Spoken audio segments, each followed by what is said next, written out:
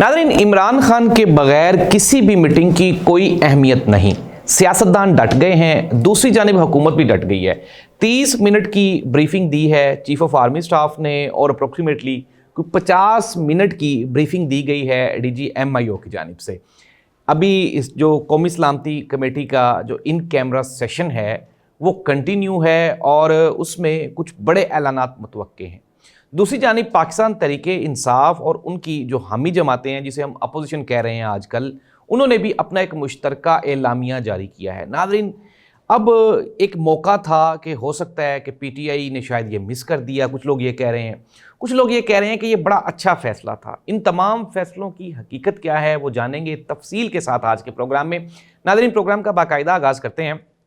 कल रात को हुकूमत की जानिब से, मीडिया की जानिब से और जो कुछ ताकतवर लोग हैं उनकी जानिब से ये एक ख़बर चलवाई गई।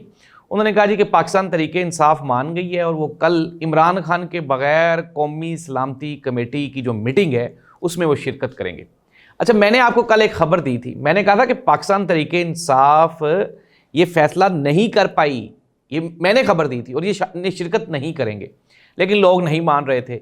अच्छा, अब क्या हुआ? ऐलान हो गया जी, यहाँ से लिस्ट भी चली गई पाकिस्तान तहरीक-ए-इंसाफ की जानिब से कुछ लोगों की, असद कैसर, बैरिस्टर गौहर, उमर अयूब और फलां ये जी कल शिरकत करेंगे। लेकिन नाज़रीन, रात को जब ये खबर फैली, फिर उसके बाद जब पाकिस्तान तहरीक-ए-इंसाफ और तहफ़्फ़ुज़ आईने पाकिस्तान के जो ओहदेदारान हैं, महमूद अचकज़ई, इसके अलावा साहिबज़ादा हामिद रज़ा, अल्लामा राजा नासिर अब्बास और फिर उसके बाद PTI की जो बड़ी क़यादत है ये बैठ गए। उसमें इजलास में ये फ़ैसला हुआ, जब गुफ्तगू शुनीद हुई, उन्होंने कहा ये देखें, हुकूमत ने इमरान खान के साथ मुलाकातों पे पाबंदी लगाई हुई है, इमरान खान को एक्सेसिबिलिटी भी नहीं है, नाजायज़ केसेस में अंदर रखा हुआ है। तो ऐसी सूरत हाल में जब हुकूमत कोई स्टेप डाउन करने के लिए तैयार नहीं है तो हम तो अपोजिशन है, हम क्यों स्टेप डाउन करें। मुख्तसरन ये कि PTI और जो इत्तेहादी जमातें थी उनकी जानिब से कौमी सलामती कमेटी का जो इजलास है उसका बाइकआउट कर दिया गया। आज प्रेस कॉन्फ्रेंस की गई। प्रेस कॉन्फ्रेंस में सबसे पहले उमर अयूब साहब और जो PTI की क़यादत है उन्होंने कहा जी कि पाकिस्तान तहरीक-ए-इंसाफ को हर चीज़ का ये मुर्दे इल्ज़ाम ठहराते हैं, इमरान खान तक हमारी एक्सेस नहीं है, इमरान खान की मर्ज़ी के बगैर कोई भी ये कमेटी करेंगे, मीटिंग करेंगे, वो बेसूद होगी। जब तक अनलेस जब तक हमारी इमरान खान से मुलाकात नहीं हो जाती तब तक हम किसी भी किस्म की कोई भी कमेटी में की मीटिंग में हम शिरकत नहीं करने जा रहे। PTI ने बाइकआउट कर दिया।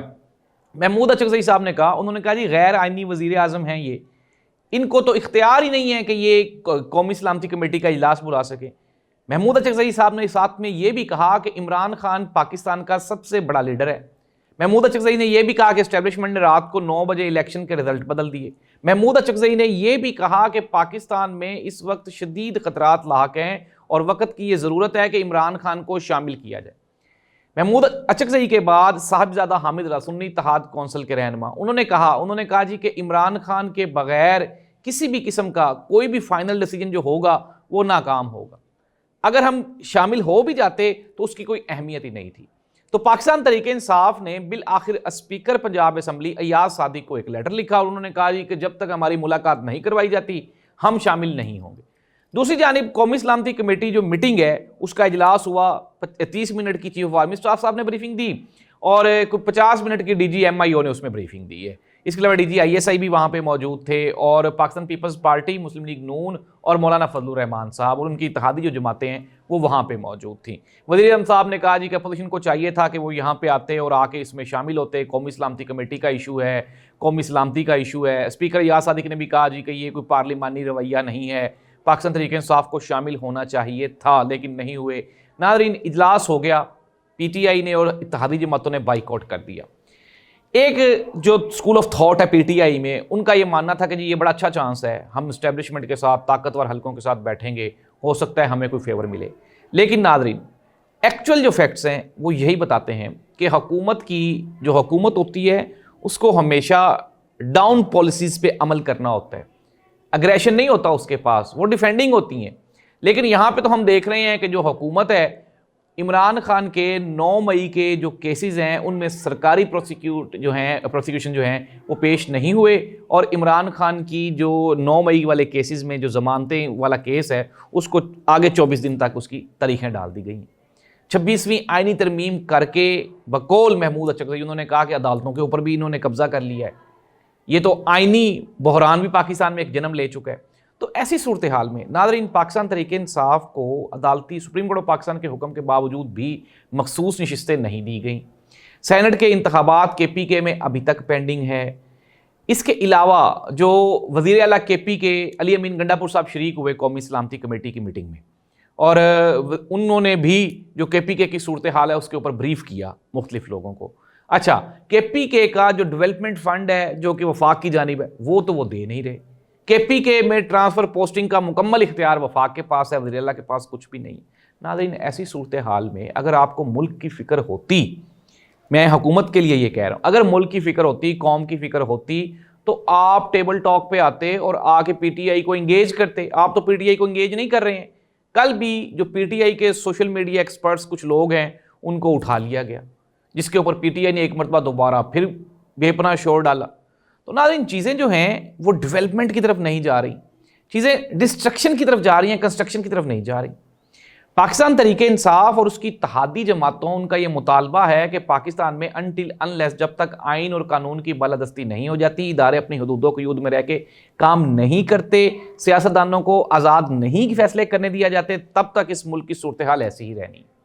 دوسری جانب ناظرین حکومت جو ہے وہ اپنے نمبر چمکا رہی ہے. خواجہ آصف, اسپیکر ایاز صادق, وزیر اعظم پاکستان, وہ ہر چیز میں عمران خان کو گلٹی ثابت کرنے کی کوشش کر رہے ہیں. ناظرین ختم کرتے ہیں پروگرام کو. میں اب آپ کو بتاتا ہوں کہ پاکستان تحریک انصاف اپنا اس میں انالیسز ہے, لیکن یہ بالکل بہترین فیصلہ تھا پاکستان تحریک انصاف کی جانب سے.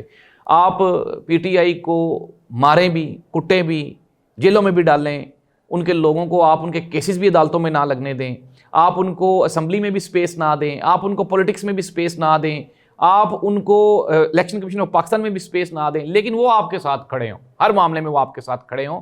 اس طرح سے نہیں ہوتا. ناظرین پاکستان کی صورتحال کا یہ تقاضا ہے کہ عمران خان کو انگیج کیا جائے. عمران خان کی انگیجمنٹ کے بغیر جتنے بھی کام یہ ہو رہے ہیں یہ سارے کے سارے ناکام ہیں. پاکستان تحریک انصاف کی مرکزی قیادت اڈیالہ جیل کے باہر پہنچ گئی.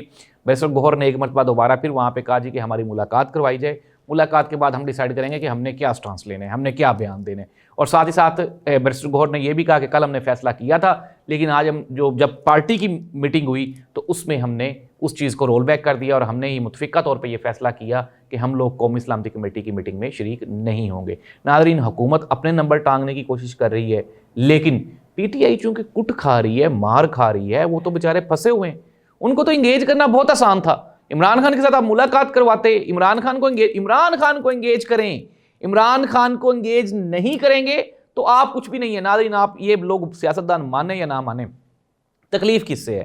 بلال بھٹو زرداری صاحب عمران خان کا نام نہ لیں, خواجہ آصف عمران خان کا نام نہ لیں, وزیر اعظم عمران خان کا نام نہ لیں. او بھائی عمران خان کا ہم تو نام نہیں لیتے, پارٹی نام نہیں لیتی, یہ 24 کروڑ عوام نام لے رہی ہے عمران خان کا. وہ جو اوورسیز پاکستانی بیٹھے ہوئے ہیں جو سوشل میڈیا پہ ہٹتے ہی نہیں ہیں, وہ عمران خان کا نام لے رہے ہیں, پوری دنیا عمران خان کا نام لے رہی ہے. آپ کس طرح سے عمران خان کو مائنس کر کے اس ملک کا نظم نسق چلا سکتے ہیں؟ مریم نواز صاحبہ, بلاول بھٹو زرداری, میاں شہباز شریف صاحب, یہ اس ملک کے حقیقی نمائندے نہیں ہیں. مان جائیں آپ اس بات کو. جتنی دیر آپ اس بات میں کریں گے اتنا اس ملک کا آپ نقصان کریں گے. اس دعا کے ساتھ کہ ناظرین اللہ تعالیٰ پاکستان کی افواج کو طاقت اور استحکام عطا فرمائے, اور جو بھی ریومرز چل رہے ہیں اللہ کرے کہ وہ ریومرز ہی ہوں, پاکستان کے ادارے مستحکم ہوں, تاکہ پاکستان جو ہے وہ دہشت گردی کے اس ناسور سے جان چھڑوا سکے. اللہ اس ملک کا حامی و ناصر ہو. اللہ حافظ.